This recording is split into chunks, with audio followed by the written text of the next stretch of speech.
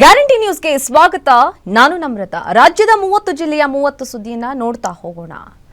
ರೇಣುಕಾಸ್ವಾಮಿ ಕೊಲೆ ಕೇಸ್ನಲ್ಲಿ ಮತ್ತೆ ಜೈಲು ಪಾಲಾಗಿರೋ ನಟ ದರ್ಶನ್ರನ್ನ ಬಳ್ಳಾರಿ ಜೈಲಿಗೆ ಸ್ಥಳಾಂತರಿಸಲು ಕೋರ್ಟ್ ನಿರಾಕರಿಸಿದೆ.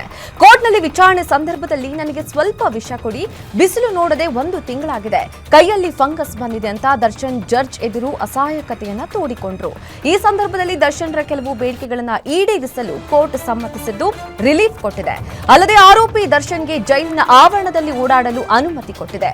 ಆರೋಪಿ ದರ್ಶನ್ರನ್ನ ಮತ್ತೆ ಬಳ್ಳಾರಿ ಜೈಲಿಗೆ ಶಿಫ್ಟ್ ಮಾಡಲು ಅನುಮತಿ ಕೋರಿ ಪೊಲೀಸರು ಸಲ್ಲಿಸಿದ್ದ ಅರ್ಜಿಯ ವಿಚಾರಣೆ ನಡೆಸಿದ 64ನೇ ಸೆಷನ್ ಕೋರ್ಟ್ ಬಳ್ಳಾರಿ ಜೈಲಿಗೆ ಸ್ಥಳಾಂತರ ಮಾಡಲು ಸಕಾರಣಗಳಿಲ್ಲ ಎಂದು ಹೇಳಿದೆ.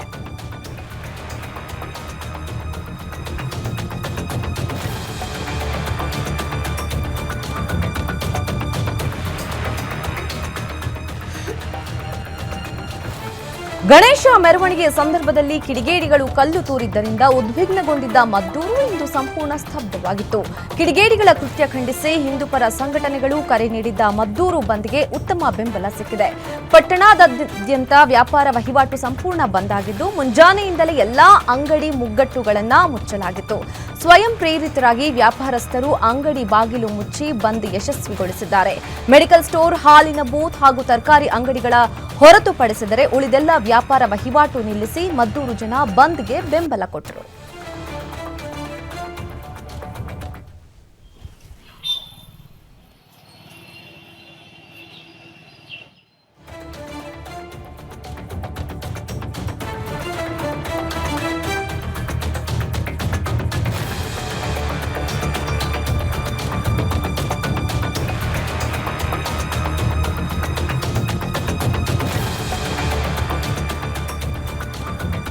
ಮಂಡ್ಯ ಜಿಲ್ಲೆಯ ಮದ್ದೂರಿನಲ್ಲಿ ಗಲಾಟೆ ಈಗಾಗಲೇ ಕಂಟ್ರೋಲ್ಗೆ ಬಂದಿದೆ ಅಂತ ಗೃಹ ಸಚಿವ ಡಾಕ್ಟರ್ ಜಿ ಪರಮೇಶ್ವರ್ ಹೇಳಿಕೆ ಕೊಟ್ಟಿದ್ದಾರೆ. ತುಮಕೂರಿನಲ್ಲಿ ಮಾತನಾಡಿದ ಅವರು, ಇವತ್ತು ಶಾಂತಿ ಸಭೆಯನ್ನ ನಮ್ಮ ಜಿಲ್ಲಾ ಸಚಿವರು ಮಾಡ್ತಿದ್ದಾರೆ. 2 ಸಮುದಾಯದವರು ಶಾಂತಿಯಿಂದ ಜೀವನ ನಡೆಸಬೇಕು ಅಂತ ಸಭೆ ಕರೆದಿದ್ದಾರೆ. ಈ ಮಧ್ಯೆ ಯಾರು ತಪ್ಪು ಮಾಡಿದ್ದಾರೋ ಅವರನ್ನ ಯಾವುದೇ ಕಾರಣಕ್ಕೂ ರಕ್ಷಣೆ ಮಾಡೋದಿಲ್ಲ. ಹಿಂದೂ ಆಗಿರ್ಲಿ, ಮುಸ್ಲಿಂ ಆಗಿರ್ಲಿ, ಯಾರೇ ಆಗಿದ್ರೂ ಮುಲಾಜಿಲ್ಲದೆ ಕಾನೂನು ಪ್ರಕಾರ ಶಿಸ್ತು ಕ್ರಮ ಕೈಗೊಳ್ತೀವಿ ಅಂತ ಹೇಳಿದ್ದಾರೆ. ಮದ್ದೂರು ಗಲಾಟೆ ಈಗಾಗಲೇ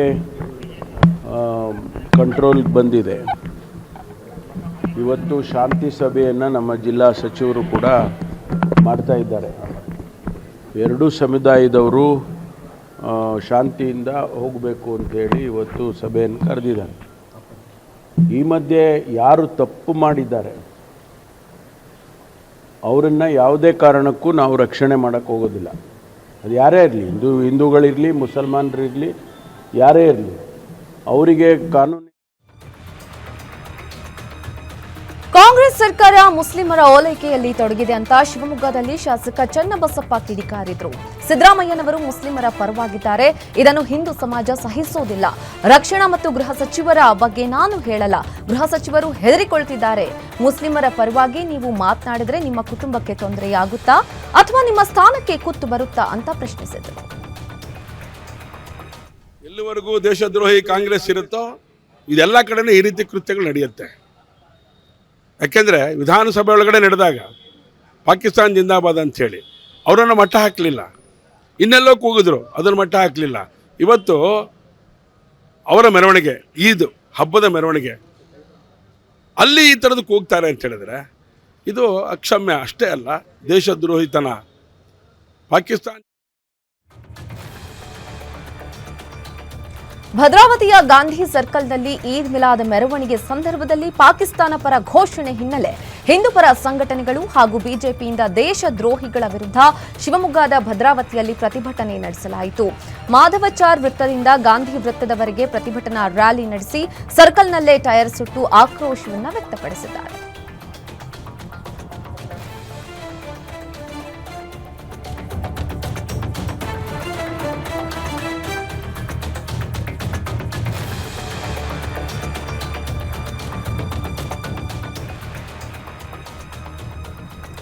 ಮದ್ದೂರು ಗಣೇಶ ಮೆರವಣಿಗೆ ಸಂದರ್ಭದಲ್ಲಿ ಕಲ್ಲು ತೂರಾಟ ಪ್ರಕರಣಕ್ಕೆ ಸಂಬಂಧಪಟ್ಟಂತೆ ಮಂಡ್ಯದಲ್ಲಿ ಬಿಜೆಪಿ ಕಾರ್ಯಕರ್ತರು ಬೃಹತ್ ಪ್ರತಿಭಟನೆ ನಡೆಸಿದ್ದಾರೆ.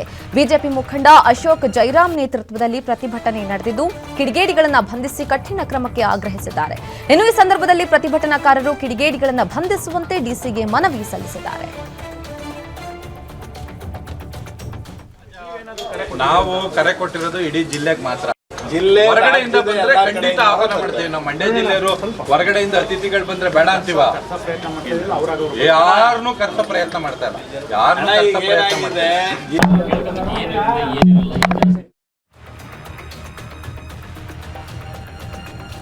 ನಡು ರಸ್ತೆಯಲ್ಲೇ ವ್ಯಕ್ತಿಯ ತಲೆಗೆ ಕಬ್ಬಿಣದ ರಾಡ್ನಿಂದ ಹೊಡೆದು ಬರ್ಬರ ಹತ್ಯೆ ಮಾಡಲಾಗಿದೆ. ಕಲಬುರಗಿ ಜಿಲ್ಲೆಯ ಸೇಡಂ ಪಟ್ಟಣದಲ್ಲಿ ಈ ಘಟನೆ ನಡೆದಿದೆ. ಸೇಡಂ ಪಟ್ಟಣದ ನಿವಾಸಿ 43 ವರ್ಷದ ರಿಯಾಜ್ ಮಿಯಾ ಭೀಕರ ಹತ್ಯೆಯಾಗಿದ್ದಾನೆ. ಇಂದು ನಸುಕಿನ ಜಾವ 4 ಗಂಟೆ ಸುಮಾರಿಗೆ ರಿಯಾಜ್ ಕೊಲೆಯಾಗಿದ್ದು ಅನೈತಿಕ ಸಂಬಂಧ ಹಿನ್ನೆಲೆಯಲ್ಲಿ ಜಮೀರ್ ಎಂಬಾತ ರಿಯಾಜ್ ನನ್ನ ಹೊಡೆದು ಕೊಲೆ ಮಾಡಿರುವ ಶಂಕೆ ವ್ಯಕ್ತವಾಗಿದೆ. ಸೇಡಂ ಪೊಲೀಸ್ ಠಾಣೆಯಲ್ಲಿ ಪ್ರಕರಣ ದಾಖಲಾಗಿದೆ.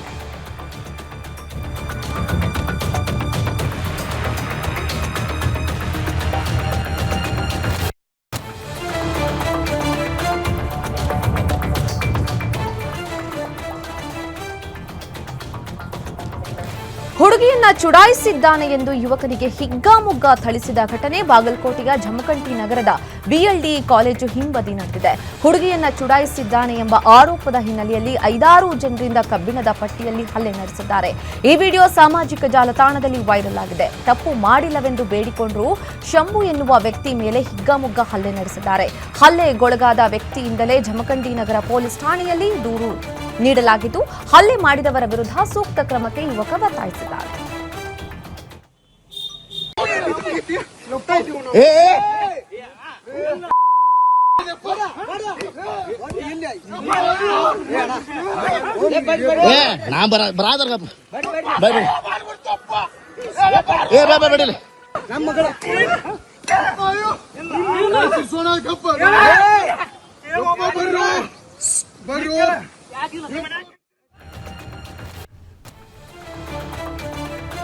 ಶೀಲ ಶಂಕಿಸಿ ಪತ್ನಿಗೆ ಪತಿ ಚಾಕುವಿನಿಂದ ಇರಿದು ಕೊಲೆಗೆ ಯತ್ನಿಸಿದ್ದಾನೆ. ಚಿಕ್ಕಬಳ್ಳಾಪುರ ಜಿಲ್ಲೆ ಮಂಚೇನಹಳ್ಳಿ ಪಟ್ಟಣದಲ್ಲಿ ಘಟನೆ ನಡೆದಿದೆ.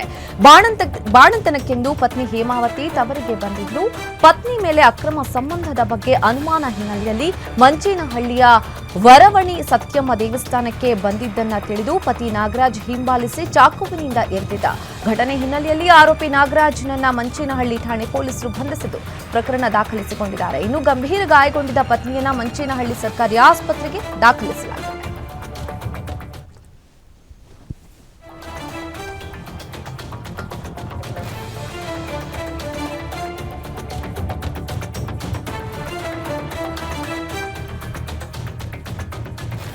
ಬ್ರಿಟಿಷರ ಆಳ್ವಿಕೆಯ ಕಾಲದಲ್ಲಿ ಭಾರತದಲ್ಲಿ ಅದೆಷ್ಟೋ ಜನ ಬ್ರಿಟಿಷರು ಮೃತಪಟ್ಟು ಭಾರತದಲ್ಲೇ ಸಮಾಧಿಯಾಗಿದ್ದಾರೆ.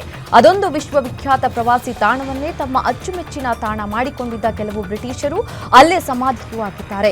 ಮೈಸೂರು ರಾಜ್ಯದ ಸಾರ್ವಜನಿಕ ಶಿಕ್ಷಣ ಇಲಾಖೆಯಲ್ಲಿ ಉನ್ನತ ಹುದ್ದೆಗಳನ್ನು ಅಲಂಕರಿಸಿದ್ದ ಬ್ರಿಟಿಷ್ ಅಧಿಕಾರಿ, ಸಾಹಿತಿ ಹಾಗೂ ಮುದ್ರಣಕಾರ ಜಾನ್ ಗ್ಯಾರೆಟ್ ಅವರ ಪತ್ನಿ ಸೋಫಿಯಾ ಗ್ಯಾರೆಟ್ ಅವರ ಸಮಾಧಿಯನ್ನ ಹುಡುಕಿಕೊಂಡು ಬಂದಿದ್ದಾರೆ.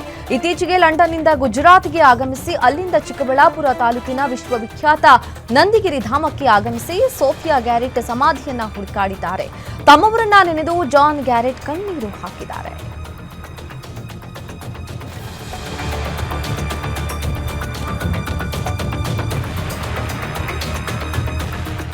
ಪಾರ್ಕ್ ಜಾಗದಲ್ಲಿ ಹೋಟೆಲ್ ಹಾಗೂ ಕೈಗಾರಿಕಾ ತ್ಯಾಜ್ಯ ಡಂಪ್ ಮಾಡಿದ್ದಕ್ಕೆ ದುರ್ವಾಸನೆ ತಾಳಲಾರದೆ ಗ್ರಾಮಸ್ಥರು ಆಕ್ರೋಶ ಹೊರಹಾಕಿದ್ದಾರೆ. ಬೆಂಗಳೂರು ಗ್ರಾಮಾಂತರ ಜಿಲ್ಲೆಯ ದೊಡ್ಡಬಳ್ಳಾಪುರ ತಾಲೂಕಿನ ಒಬೇದನಹಳ್ಳಿ ಗ್ರಾಮದಲ್ಲಿ ಘಟನೆ ನಡೆದಿದೆ. ತ್ಯಾಜ್ಯ ವಿಲೇವಾರಿ ಪ್ರಶ್ನೆ ಮಾಡಲು ಹೋದರೆ ಗ್ರಾಮಸ್ಥರ ಮೇಲೆ ಕಿಡಿಗೇಡಿಗಳು ದರ್ಪ ತೋರಿದ್ದಾರೆ. ಜೆಸಿಬಿಗಳ ಮೂಲಕ ಗುಂಡಿ ತೋಡಿ ಟ್ರ್ಯಾಕ್ಟರ್ ಮೂಲಕ ತಂದು ಕಸ ಸುರಿತಾ ಇದ್ದು ಸುತ್ತಮುತ್ತಲಿನ ಗ್ರಾಮಗಳ ಕೆರೆಗಳು ಅಂತರ್ಜಲ ನೀರು ಕಲುಷಿತವಾಗಿದೆ. ಕೂಡಲೇ ಸಂಬಂಧಪಟ್ಟ ಇಲಾಖೆಯವರು ಸೂಕ್ತ ಕಾನೂನು ಕ್ರಮ ಜರುಗಿಸಲು ಒತ್ತಾಯಿಸಿದ್ದಾರೆ.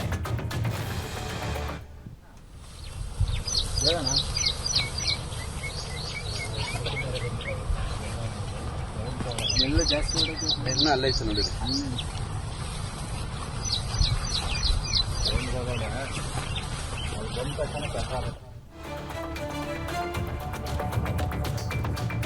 ಬಡವರ ಅನ್ನಭಾಗ್ಯ ಅಕ್ಕಿಗೂ ಕನ್ನ ಹಾಕಿರುವ ದೊಡ್ಡ ಜಾಲ ಯಾದಗಿರಿಯಲ್ಲಿ ಬಯಲಾಗಿದೆ. ಅನ್ನಭಾಗ್ಯ ಅಕ್ಕಿಯನ್ನ ಪಾಲಿಶ್ ಮಾಡಿ ಅಂತಾರಾಷ್ಟ್ರೀಯ ಬ್ರ್ಯಾಂಡ್ಗಳ ಹೆಸರಲ್ಲಿ ವಿದೇಶಕ್ಕೆ ರಫ್ತು ಮಾಡಲಾಗ್ತಾ ಇತ್ತು. ಸಿಂಗಾಪುರ, ದುಬೈ, ಫ್ರಾನ್ಸ್ಗೆ ಅನ್ನಭಾಗ್ಯ ಅಕ್ಕಿಯನ್ನ ಪಾಲಿಶ್ ಮಾಡಿ ಕಳಿಸ್ತಾ ಇದ್ದ ಜಾಲ ಸಿಕ್ಕಿಬಿಟ್ಟಿದೆ. ವಿಮಾನ ಮತ್ತು ಹಡಗುಗಳ ಮೂಲಕ ವಿದೇಶಕ್ಕೆ ಅಕ್ಕಿ ಕಳಿಸಲಾಗ್ತಾ ಇತ್ತು ಅನ್ನೋದು ಬಯಲಾಗಿದೆ. ವಿದೇಶದ ಜೊತೆಗೆ ಮುಂಬೈ, ಹೈದರಾಬಾದ್ನಂತಹ ದೊಡ್ಡ ನಗರಗಳಿಗೂ ಇದೇ ಅಕ್ಕಿ ರವಾನೆ ಆಗ್ತಾ ಇತ್ತು. ಪಡಿತರ ಕೇಂದ್ರ ಮತ್ತು ಫಲಾನುಗಳ ಜೊತೆಗೆ ಫಲಾನುಭವಿಗಳ ಜೊತೆ ಶಾಮೀಲಾಗಿ ಈ ದಂಧೆ ನಡೀತಾ ಇತ್ತು ಅನ್ನೋದು ಬಯಲಾಗಿದೆ. ಉದ್ಯಮಿ ನರೇಂದ್ರ ರಾಠೋಡ್ಗೆ ಸೇರಿದೆ ಎನ್ನಲಾದ ಗುರುಮುಟ್ಕಲ್ನಲ್ಲಿರುವ ಲಕ್ಷ್ಮೀ ವೆಂಕಟೇಶ್ವರ ರೈಸ್ ಮಿಲ್ನಲ್ಲಿ ಈ ದಂಧೆ ನಡೀತಾ ಇತ್ತು. ಈ ರೈಸ್ ಮಿಲ್ ಮೇಲೆ ದಾಳಿ ನಡೆಸಿದ ಆಹಾರ ಇಲಾಖೆ ಅಧಿಕಾರಿಗಳು ಕೋಟ್ಯಾಂತರ ರೂಪಾಯಿ ಮೌಲ್ಯದ 4.2 ಸಾವಿರ ಕ್ವಿಂಟಲ್ಗೂ ಹೆಚ್ಚು ಅನ್ನಭಾಗ್ಯ ಅಕ್ಕಿಯನ್ನ ವಶಪಡಿಸಿಕೊಂಡಿದ್ದಾರೆ.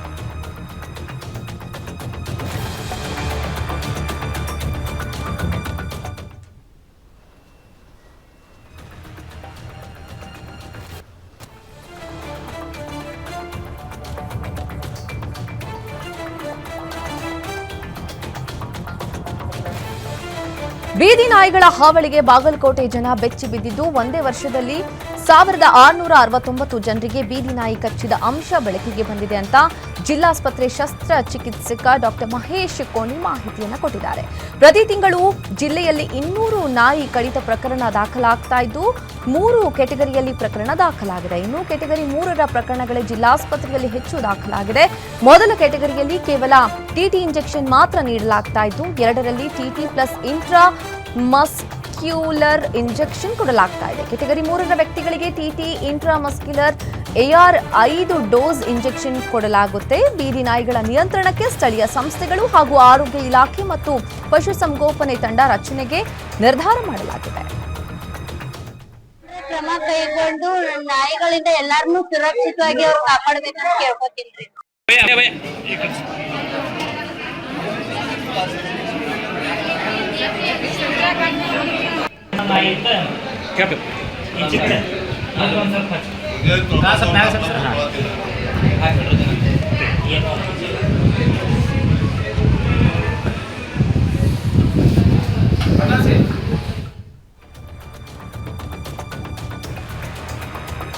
ಎರಡು ಕುಟುಂಬಗಳ ನಡುವೆ ಜಮೀನು ವಿವಾದ ಹಿನ್ನೆಲೆ ಕಳೆನಾಶಕ ಸಿಂಪಡಿಸಿ ಬೆಳೆ ನಾಶಪಡಿಸಿರುವ ಘಟನೆ ನಡೆದಿದೆ. ಚಿಕ್ಕಬಳ್ಳಾಪುರ ತಾಲೂಕಿನ ಯರ್ಮಾರೇನಹಳ್ಳಿಯಲ್ಲಿ ಮಂಜುನಾಥ್ ಎಂಬುವರು ಬೆಳೆದಿದ್ದು ರಾಗಿ ಬೆಳೆಯನ್ನ ವಾಪಸಂದ್ರ ಮೂಲದ ಪ್ರಭಾಕರ್ ಎಂಬಾತ ಸುಮಾರು 2.5 ಎಕರೆಯಲ್ಲಿ ಬೆಳೆದಿದ್ದ ರಾಗಿ ಬೆಳೆ ನಾಶ ಮಾಡಿದ್ದಾರೆಂದು ಆರೋಪಿಸಲಾಗಿದೆ. ಕಳೆದ 30 ವರ್ಷಗಳಿಂದ ಬಗೆಹರಿಯದ ಜಮೀನು ವ್ಯಾಜ್ಯದಲ್ಲಿ ಪ್ರಭಾಕರ್ ತಂದೆ 1995ರಲ್ಲಿ ಮಂಜುನಾಥ್ ಎಂಬುವರಿಗೆ ಅಗ್ರಿಮೆಂಟ್ ಮಾಡಿಕೊಟ್ಟಿದ್ರು.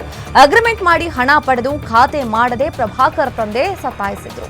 ಪ್ರಭಾಕರ್ ತಂದೆ ತೀರ್ಕೊಂಡ ಬಳಿಕ ಹುಟ್ಟಿಕೊಂಡಿದ್ದ ಜಮೀನು ವ್ಯಾಜ್ಯ ಶುರುವಾಗ್ತಾ ಇತ್ತು. ಹಣ ನೀಡಿದ ಬಳಿಕ ಜಮೀನಿನಲ್ಲೇ ಮಂಜುನಾಥ್ ಕುಟುಂಬ ಅನುಭೋಗದಲ್ಲಿತ್ತು. ಜಮೀನು ನನ್ನದೆಂದು ಅತಿಕ್ರಮಣ ಪ್ರವೇಶ ಮಾಡಿ ದೌರ್ಜನ್ಯ ಮಾಡಿರೋ ಪ್ರಭಾಕರ್ ವಿರುದ್ಧ ಚಿಕ್ಕಬಳ್ಳಾಪುರ ಗ್ರಾಮಾಂತರ ಠಾಣೆಯಲ್ಲಿ ದೂರು ದಾಖಲಾಗಿದೆ. ಕರ್ಕೊಂಡು ಬಂತೀವಿ ನಾವು, ಏನು ಮಾಡ್ಕೊಳ್ತೀರೋ ಮಾಡ್ಕೊಳ್ರಿ. ಲಾರಿಗಳ ಜವನ ಹೇಳಾಗ ರೋಡಿಗಳ ಅಂತ ಲಾರಿನಲ್ಲಿ ತುಂಬ್ಕೊಂಡ್ ಬರ್ತಾಳ ಅಂತ ಅವಳು ಸುರೇಜಮ್ಮನ ಹಂಗೆ ಹೇಳ್ತಾನೆ. ಅವ್ನು ಪ್ರಭಾಕರ್ ನಾ ಎಷ್ಟಾಗ್ಲಿ ಅವನಿಂದ ದುಡ್ಡೆತ್ತ.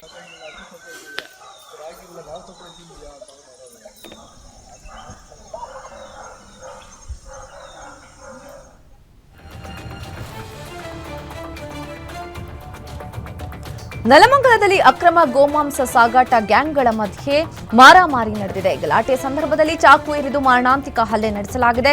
ನೆಲಮಂಗಲ ತಾಲೂಕಿನ ಕೆಂಪಲಿಂಗನಹಳ್ಳಿಯಲ್ಲಿ ಮೊಹಮ್ಮದ್ ಖಲೀಮುಲ್ಲಾ ಎಂಬಾತನಿಗೆ 3 ದುಷ್ಕರ್ಮಿಗಳು ಚಾಕು ಇರಿದಿದ್ದಾರೆ. ಗಾಯಾಳು ಮೊಹಮ್ಮದ್ ಖಲೀಮುಲ್ಲಾಗೆ ಖಾಸಗಿ ಆಸ್ಪತ್ರೆಯಲ್ಲಿ ಚಿಕಿತ್ಸೆ ನೀಡಲಾಗ್ತಾ ಇದೆ. ಸೀನ್ ಆಫ್ ಕ್ರೈಮ್ ಟೀಮ್ನಿಂದ ಸ್ಥಳದಲ್ಲಿ ಪರಿಶೀಲನೆ ನಡೆದಿದ್ದು ನೆಲಮಂಗಲ ಗ್ರಾಮಾಂತರ ಪೊಲೀಸ್ ಠಾಣೆಯಲ್ಲಿ ಪ್ರಕರಣ ದಾಖಲಾಗಿದೆ.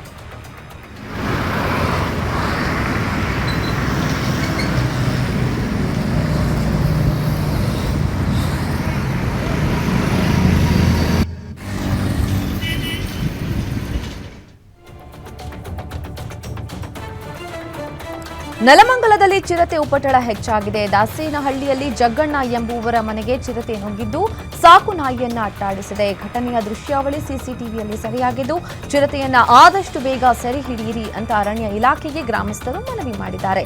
ದಾಬಾಸ್ಪೇಟೆ ಪೊಲೀಸ್ ಠಾಣೆಯಲ್ಲಿ ಪ್ರಕರಣ ದಾಖಲಾಗಿದೆ.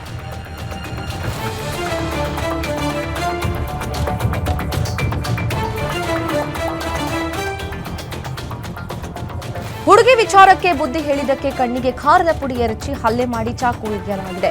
ಬೆಳಗಾವಿ ಜಿಲ್ಲೆಯ ಕಿತ್ತೂರು ಪಟ್ಟಣದ ಬಸ್ ನಿಲ್ದಾಣದ ಬಳಿ ಘಟನೆ ನಡೆದಿದ್ದು ಮಡಿವಾಳೆಪ್ಪ ಬುಗಟಿ ಎಂಬಾತ ಮೇಲೆ ಮಾರಣಾಂತಿಕ ಹಲ್ಲೆಯಾಗಿದೆ. ಕಿತ್ತೂರು ಪಟ್ಟಣದ ರೈತ ಓಣ್ಯ ನಿವಾಸಿ ದರ್ಶನ್ ಮೇಟಿ ಯುವತಿಯೊಬ್ಬಳ ಜೊತೆಗೆ ದೇವಸ್ಥಾನಕ್ಕೆ ಹೋಗಿದ್ದ. ಈ ಬಗ್ಗೆ ಬೇರೆದವರನ್ನ ಕರೆದುಕೊಂಡು ಬುದ್ಧಿವಾದ ಹೇಳಿದಕ್ಕೆ ದರ್ಶನ್ ಅಸಮಾಧಾನಗೊಂಡು ಮಡಿವಾಳಪ್ಪ ಮೇಲೆ ಖಾರದ ಪುಡಿ ಎರಚಿ ಕೊಲೆಗೆ ಯತ್ನ ಮಾಡಿದ್ದಾನೆ. ಗಾಯಗೊಂಡ ವ್ಯಕ್ತಿಗೆ ಬೆಳಗಾವಿ ಬೀಮ್ಸ್ ಆಸ್ಪತ್ರೆಯಲ್ಲಿ ಚಿಕಿತ್ಸೆ ನೀಡಲಾಗ್ತಾ ಇದೆ. ಕಿತ್ತೂರು ಪೊಲೀಸ್ ಠಾಣಾ ವ್ಯಾಪ್ತಿಯಲ್ಲಿ ಘಟನೆ ಸಂಭವಿಸಿದೆ. ಕೈಯಾಗ ಖಾರ ಹಿಡ್ಕೊಂಡು ಯಾರು ಏನು ಬೇಕು ಅನ್ನೋದಕ್ಕನ್ನ ಖಾರ ಬೆಜ್ಬಿಟ್ಟು ಯಾರು ಚಾಕುಲಿ ಹಾಕಿಬಿಟ್ರಿ 2 ಸಲ ಹಾಕಿ ಆದರೂ ಅವನ್ನ 2 ಕೈ ಮುಂದೆ ಒಂದು ಕೈಯಾಗ ಖಾರ ಒಂದು ಕೈಯಾಗ ಚಾಕು ಐತ್ರಿ ಹಿಡ್ಕೊಂಡು ಕ್ಯಾರ ಅವನ್ನ ಕಣ್ಣು ಒರೆಸ್ಕೊಂತ ಹಿಡ್ಕೊಂಡು ಕ್ಯಾರ 2 ಸಲ ಹಾಕಿದ್ದ.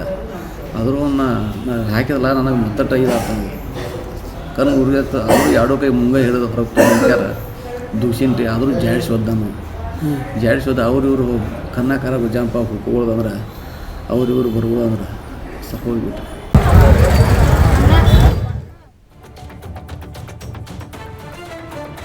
ಸರ್ಕಾರದಿಂದ ಬಂದಿರೋ ಅನುದಾನ ಬಿಡುಗಡೆ ಮಾಡ್ತಾ ಇಲ್ಲ ಅಂತ ಕಾಂಗ್ರೆಸ್ ಕಾರ್ಯಕರ್ತರು ಮೇಯರ್ ಕಚೇರಿಗೆ ಇಂದು ಮುತ್ತಿಗೆ ಹಾಕಿದ್ರು. ಮೇಯರ್ ಜ್ಯೋತಿ ಪಾಟೀಲ್ ಕಚೇರಿಗೆ ಕಾರ್ಯಕರ್ತರು ಕಚೇರಿಗೆ ಬೀಗ ಹಾಕಿ ತೀವ್ರ ಆಕ್ರೋಶವನ್ನು ವ್ಯಕ್ತಪಡಿಸಿದರು.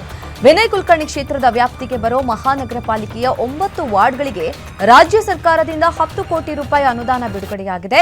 ಈ ಅನುದಾನದ ಹಣವನ್ನು ಬಿಡುಗಡೆ ಮಾಡಲು ವಿಳಂಬ ಮಾಡ್ತಾ ಇರೋ ಹಿನ್ನೆಲೆಯಲ್ಲಿ ಕಾಂಗ್ರೆಸ್ ಕಾರ್ಯಕರ್ತರು ತೀವ್ರ ಆಕ್ರೋಶವನ್ನು ವ್ಯಕ್ತಪಡಿಸಿದರು. ಕೂಡಲೇ ಅನುದಾನ ಬಿಡುಗಡೆಗೊಳಿಸುವಂತೆ ಆಗ್ರಹಿಸಿದರು.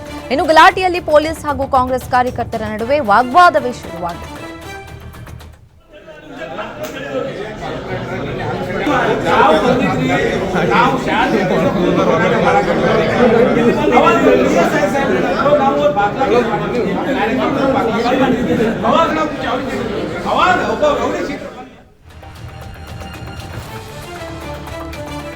ಅಪ್ರಾಪ್ತೆ ಅಪಹರಣ ಪ್ರಕರಣದಲ್ಲಿ ಮಹಿಳಾ ಠಾಣೆ ಪೊಲೀಸರು ನಿರ್ಲಕ್ಷ್ಯ ಧೋರಣೆ ತಾಳಿದ್ದು 15 ದಿನವಾದರೂ ಈವರೆಗೆ ಬಾಲಕಿ ಪತ್ತೆಯಾಗಿಲ್ಲ. ಕೂಡಲೇ ಬಾಲಕಿಯನ್ನ ಪತ್ತೆ ಮಾಡಿಕೊಡಬೇಕು ಅಂತ ಕುರುಬರ ಸಂಘದ ಮುಖಂಡರು ಮತ್ತು ಪೋಷಕರು ಆಗ್ರಹಿಸಿದ್ದಾರೆ.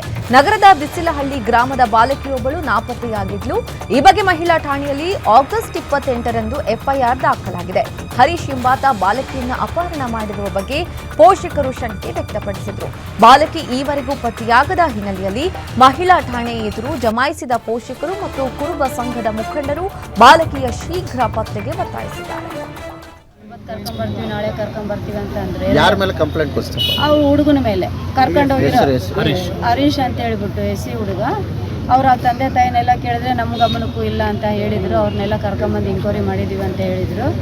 ಆದ್ರೂ ಸುತ್ತ ಇವತ್ತಿನವರೆಗೆ ಅವ್ರಿಗೆ ಎಲ್ಲಿದ್ದಾಳಂತಾನೂ ಗೊತ್ತಿಲ್ಲ, ಇನ್ನೊಂದು ಗೊತ್ತಿಲ್ಲ. 28ನೇ ತಾರೀಕಿಗೆ ನಾವು ದಾಖಲೆ ಮಾಡಿರೋದು ಕೇಸ್, ಎಫ್ಐಆರ್ ಮಾಡಿಸಿರೋದು.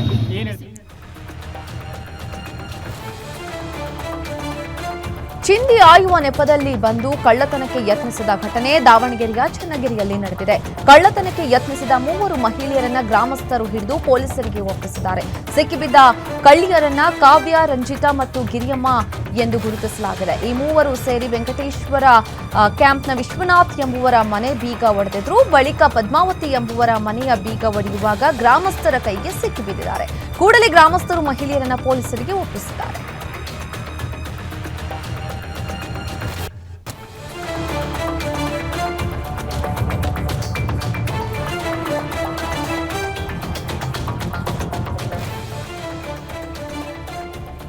ಚಿಕ್ಕಮಗಳೂರು ಜಿಲ್ಲೆಯ ತರೀಕೆರೆ ತಾಲೂಕಿನ ಅರಣ್ಯದಲ್ಲಿ 10,000 ಎಕರೆ ಬಂಗಾರದ ನಿಕ್ಷೇಪ ಪತ್ತೆಯಾಗಿದೆ. ಆದರೆ ಚಿಕ್ಕಮಗಳೂರು ಜಿಲ್ಲಾಡಳಿತಕ್ಕೆ ಚಿನ್ನದ ನಿಕ್ಷೇಪ ಇರುವ ಬಗ್ಗೆ ಯಾವುದೇ ಮಾಹಿತಿ ಇಲ್ಲ. 2024ರ ಸೆಪ್ಟೆಂಬರ್ನಲ್ಲಿ ಕೇಂದ್ರ ಗಣಿ ಮತ್ತು ಭೂ ವಿಜ್ಞಾನ ಇಲಾಖೆ ಕಂಚೇನಹಳ್ಳಿ ಭಾಗದಲ್ಲಿ ಚಿನ್ನದ ನಿಕ್ಷೇಪ ಇರುವುದು ಪತ್ತೆ ಮಾಡಿಕೊಂಡಿದೆ.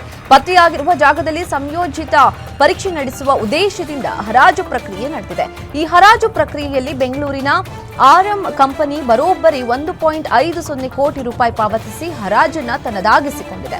ಇದೀಗ ಅಲ್ಲಿ ಪರೀಕ್ಷೆ ನಡೆಸಲು ಅರಣ್ಯ ಇಲಾಖೆಯ ಅನುಮತಿ ಅಗತ್ಯ ಇದೆ. ಹೀಗಾಗಿ ಪರೀಕ್ಷೆ ನಡೆಸಲು ಅವಕಾಶ ನೀಡುವಂತೆ ಕೋರಿ ಕೇಂದ್ರ ಅರಣ್ಯ ಇಲಾಖೆಗೆ ಪತ್ರ ಬರೆದಿದೆ. ಆದರೆ ಅರಣ್ಯ ಇಲಾಖೆಯಿಂದ ಅನುಮತಿ ಇದುವರೆಗೂ ಕೂಡ ಸಿಕ್ಕಿಲ್ಲ.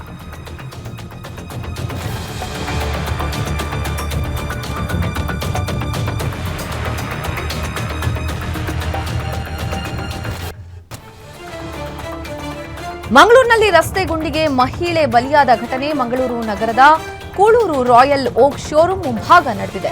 ರಸ್ತೆ ಹೊಂಡಕ್ಕೆ ಬಿದ್ದ ದ್ವಿಚಕ್ರ ಸವಾರರ ಮೇಲೆಯೇ ಲಾರಿ ಹರಿದಿದ್ದು ಉಡುಪಿಯ ಪರ್ಕಳ ಮೂಲದ ಮಾಧವಿ ಮೃತಪಟ್ಟಿದ್ದಾಳೆ.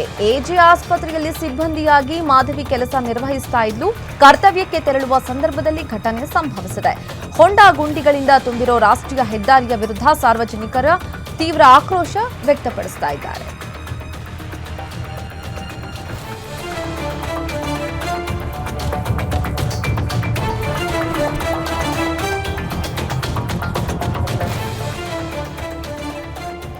ಸರ್ಕಾರದಿಂದ ಯಾವುದೇ ಆರ್ಥಿಕ ನೆರವು ಸಿಗದ ಹಿನ್ನೆಲೆಯಲ್ಲಿ ತಿಂಗಳ ಮಾಶಾಸನಕ್ಕಾಗಿ ಆಗ್ರಹಿಸಿ ಹಣಿಗೆ ಕಟ್ಟುವ ನೇಕಾರರು ಪ್ರತಿಭಟನೆ ನಡೆಸಿದ್ದಾರೆ. ಬಾಗಲಕೋಟೆ ಜಿಲ್ಲಾಡಳಿತದ ಮುಂದೆ ಧರಣಿ ನಡೆಸಿ ಆಕ್ರೋಶ ಹೊರಹಾಕಿದರು. ಸರ್ಕಾರದಿಂದ ನಮಗೆ ಯಾವುದೇ ಆರ್ಥಿಕ ನೆರವು ಸಿಗ್ತಾ ಇಲ್ಲ ಅಂತ ಅಳಲು ತೋಡ್ಕೊಂಡಿದ್ದಾರೆ. ಇನ್ನು ಈ ಸಂದರ್ಭದಲ್ಲಿ ತಿಂಗಳ ಮಾಶಾಸನಕ್ಕಾಗಿ ಜವಳಿ ಅಧಿಕಾರಿಗಳು ಡಿಸಿಸಿಎಂಗೆ ಮನವಿ ಮಾಡಿಕೊಂಡರು.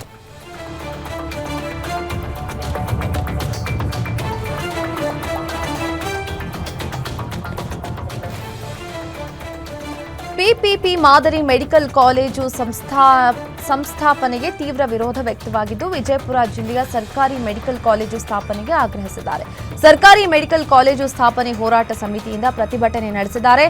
ನಗರದ ಸಿದ್ದೇಶ್ವರ ದೇವಸ್ಥಾನದಿಂದ ಪ್ರತಿಭಟನಾ ಮೆರವಣಿಗೆ ಆರಂಭವಾಗಿ ಗಾಂಧಿ ಚೌಕ್, ಬಸವೇಶ್ವರ ವೃತ್ತ, ಅಂಬೇಡ್ಕರ್ ಸರ್ಕಲ್ ಮಾರ್ಗವಾಗಿ ಜಿಲ್ಲಾಧಿಕಾರಿ ಕಚೇರಿ ತಲುಪಿತ್ತು. ಸರ್ಕಾರಿ ಮೆಡಿಕಲ್ ಕಾಲೇಜು ಸ್ಥಾಪನೆ ಮಾಡಬೇಕು ಅಂತ ಘೋಷಣೆ ಕೂಗಿ ಆಕ್ರೋಶ ವ್ಯಕ್ತಪಡಿಸಿದ್ದು ಜಿಲ್ಲಾಧಿಕಾರಿಗಳ ಮೂಲಕ ಸರ್ಕಾರಕ್ಕೆ ಮನವಿ ಮಾಡಿಕೊಂಡಿದ್ದಾರೆ.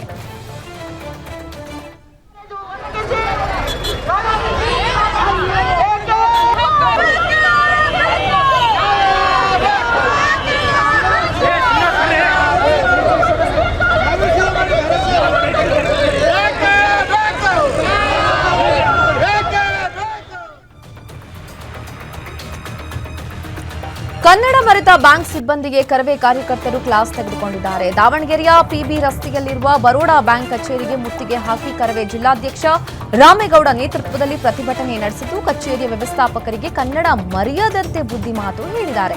ಬರೋಡಾ ಬ್ಯಾಂಕ್ ತ್ರಿಭಾಷಾ ಸೂತ್ರ ಗಾಳಿಗೆ ತೋರಿ ಸ್ಥಳೀಯ ಭಾಷೆ ಕೈಬಿಟ್ಟ ಆರೋಪ ಹಿನ್ನೆಲೆಯಲ್ಲಿ 1 ವಾರದ ಒಳಗಾಗಿ ಕನ್ನಡದಲ್ಲಿ ಮುದ್ರಣ ಮಾಡಿಸಲು ಸೂಚನೆ ಕೊಟ್ಟಿದ್ದಾರೆ.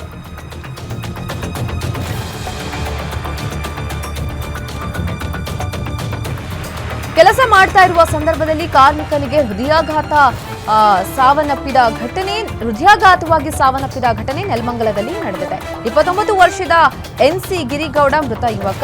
ನವೆಂಬರ್ ತಿಂಗಳಿನಲ್ಲಿ ಮದುವೆಗೆ ಸಿದ್ಧತೆ ಬೆನ್ನಲ್ಲೇ ಗಿರಿಗೌಡ ಹೃದಯಾಘಾತದಿಂದ ಮೃತಪಟ್ಟಿದ್ದು ಕಂಪನಿ ವತಿಯಿಂದ 15 ಲಕ್ಷ ಪರಿಹಾರ ಕೊಡುವುದಾಗಿ ಕುಟುಂಬಕ್ಕೆ ಭರವಸೆ ನೀಡಿದ್ದಾರೆ.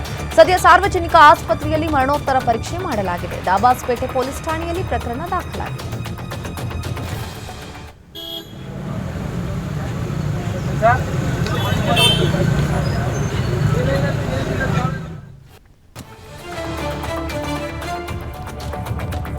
ಅಜ್ಜಿಯನ್ನ ನೋಡಿಕೊಂಡು ಬರುವುದಾಗಿ ತೆರಳಿದ ಮಹಿಳೆ ನಾಪತ್ತೆಯಾಗಿದ್ದಾಳೆ. ಚಿಕ್ಕಮಗಳೂರಿನ ಕಡೂರು ತಾಲೂಕಿನ ಆಲಘಟ್ಟ ಗ್ರಾಮದ ವಿಜಯ್ ಕುಮಾರ್ ಪತ್ನಿ ಭಾರತಿ ಸೆಪ್ಟೆಂಬರ್ 4ರಂದು ಅಜ್ಜಿಗೆ ಆರೋಗ್ಯ ಸರಿಯಿಲ್ಲ ಅಂತ ಹೇಳಿ ಮನೆಯಿಂದ ಹೋಗಿದ್ರು.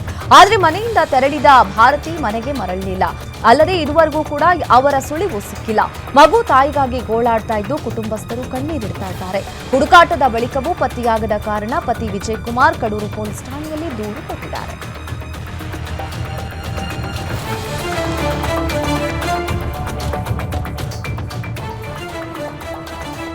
ಹೊಲದಲ್ಲಿ ಮಹಿಳಾ ಪೊಲೀಸರು ಅಣ್ಣೆ ಸೊಪ್ಪು ಹುಡುಕ್ತಾ ಇರುವ ದೃಶ್ಯ ಭಾರೀ ವೈರಲ್ ಆಗಿದೆ. ನೆಲಮಂಗಲದ ಹ್ಯಾಡಾಳು ಗ್ರಾಮದಲ್ಲಿ ಒತ್ತುವರಿ ತೆರವಿನ ಸಂದರ್ಭದಲ್ಲಿ ಪೊಲೀಸ್ ಬಂದೋಬಸ್ತಿಗೆ ನಿಯೋಜಿತರಾಗಿದ್ದ ಮಹಿಳಾ ಪೊಲೀಸ್ ಗೀತಾಲಕ್ಷ್ಮಿ ಹಾಗೂ ಮತ್ತೊಬ್ಬ ಸಿಬ್ಬಂದಿ ಅಣ್ಣೆ ಸೊಪ್ಪು ಹುಡುಕ್ತಾ ಇರುವ ದೃಶ್ಯ ಸಾಮಾಜಿಕ ಜಾಲತಾಣದಲ್ಲಿ ವೈರಲ್ ಆಗಿದೆ. ವ್ಯಾಪಕ ಚರ್ಚೆಗೆ ಕಾರಣವಾಗಿದೆ. ಈ ಹಿನ್ನೆಲೆಯಲ್ಲಿ ನೆಲಮಂಗಲದಲ್ಲಿ ಪೊಲೀಸರು ಇಷ್ಟು ಫ್ರೀ ಇದ್ದಾರಾ ಎಂಬ ಟೀಕೆ ವ್ಯಕ್ತವಾಗಿದೆ.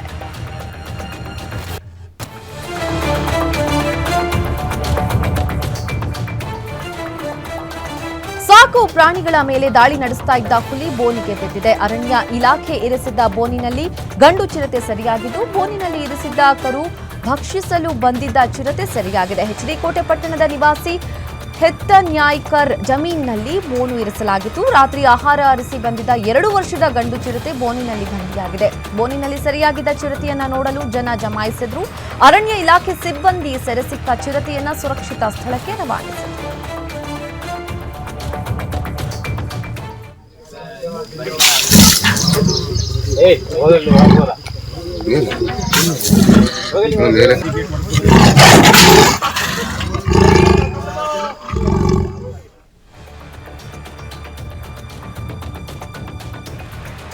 ಕಾಫಿ ನಾಡಿನಲ್ಲಿ ಮಾತೆ ಮರಿಯಮ್ಮನ ಜನ್ಮದಿನವನ್ನ ಕ್ರೈಸ್ತ ಸಮುದಾಯದವರು ಭಕ್ತಿ ಭಾವದಿಂದ ಆಚರಿಸಿದೆ. ಜಗತ್ತಿಗೆ ಶಾಂತಿಯ ಸಂದೇಶ ಸಾರಿದ ಏಸು ಕ್ರಿಸ್ತರ ತಾಯಿ ಮಾತೆ ಮರಿಯಮ್ಮನ ಜನ್ಮೋತ್ಸವದ ಅಂಗವಾಗಿ ಕೂದುವಳ್ಳಿಯ ಲೂರ್ದ್ ಚರ್ಚಿನಲ್ಲಿ ವಿಶೇಷ ಪೂಜೆ ನೆರವೇರಿತು.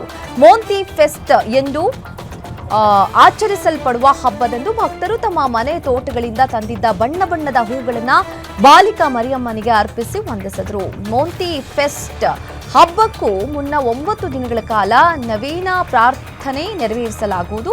ಈ ಸಂಪ್ರದಾಯವನ್ನು ಕ್ರೈಸ್ತರು ಕಳೆದ 200 ವರ್ಷಗಳಿಂದ ಮುಂದುವರಿಸಿಕೊಂಡು ಬಂದಿರುವುದು ವಿಶೇಷ. ಇತರ ಹಬ್ಬಗಳಿಗಿಂತ ವಿಭಿನ್ನವಾಗಿ ಮೋಂತಿ ಫೆಸ್ಟ್ ಹಬ್ಬವನ್ನ ತೆನೆ ಹಬ್ಬ ಎಂದು ಆಚರಿಸುತ್ತಾರೆ. ಹೊಲಗಳಲ್ಲಿ ಬೆಳೆದ ಹೊಸ ಬೆಳೆ ಹಾಗೂ ಧಾನ್ಯಗಳನ್ನು ದೇವರಿಗೆ ಅರ್ಪಿಸಿ ನಂತರ ಮನೆಗೆ ತಂದು ಹಾಲಿನೊಂದಿಗೆ ಭತ್ತವನ್ನ ಸೇವಿಸುವುದು ವಿಶೇಷ ಸಂಪ್ರದಾಯ.